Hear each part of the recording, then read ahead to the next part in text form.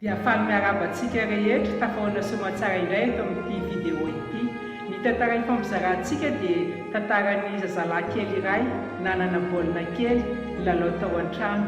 Raha efa natsipotsipony sy natototo ny baolina dia latsaka tao anelanelan'ny vata misy fotsim-bary sy ny rindrina.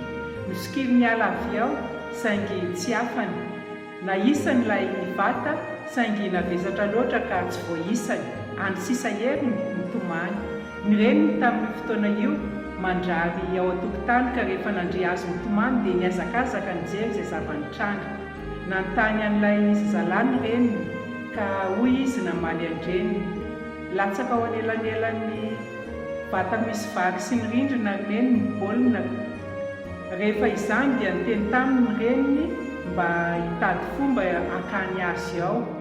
Nanazava ilay zazalahy fa rehefa avy nisirotra ka tsy nahazo dia niezaka nanisaka ilay vata saingy navesatra loatra ka tsy voaisany. Dia mbola niteny taminy ny reniny hitady fomba hafa saingy nanday izy ka nilaza fa tsy misy fomba hafa intsony azony atao. Dia hoy ny reniny taminy, mbola misy fomba hafa anaka. Nanontany ilay zanany hoe inona ry neny? Dia niteny taminy ny reniny nanao hoe anaka, efa nangataka ny fanampiako ve ianao? Nitsiky ny zazalahy kely nijery an-dreniny dia nanao tamin'ny reniny hoe neny eo aisao ilay vata dia mba sikiro avy ao ny baolinako azafady. Dia naisaka ny reniny moramora ny vata, nalainy avy ao ilay baolina natoy ny anjanany. Nitsiky ilay zanany feno hafaliana nandray ilay baolina avy teny amin'ny reniny.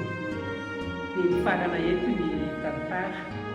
Tsotra dia tsotra ny afatra tiana ampitaina amintsika dia ny hoe manana reny isika afaka manampy antsika amin'izay manahirana antsika. Miandry ny fiantsontsika fotsiny sy fitalaontsika midodododo mitondra izay fanampiana ilayntsika. Koa ho antsika rehetra aza dino miantso an'io renitsika io fa vonona mandrakariva izy manampy antsika toy ny nataony tao Kana tamin'ny fampakaram-bady mangataka amin'ny zanany dia nahatonga an'i Jesoa nanao ny fahagagana voalohany na dia mbola tsy nieritreritra izany ary i Jesoa.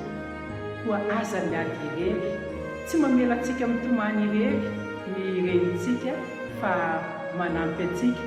Vonona manampy antsika fa miandry antsika fotsiny isoka bava aminy.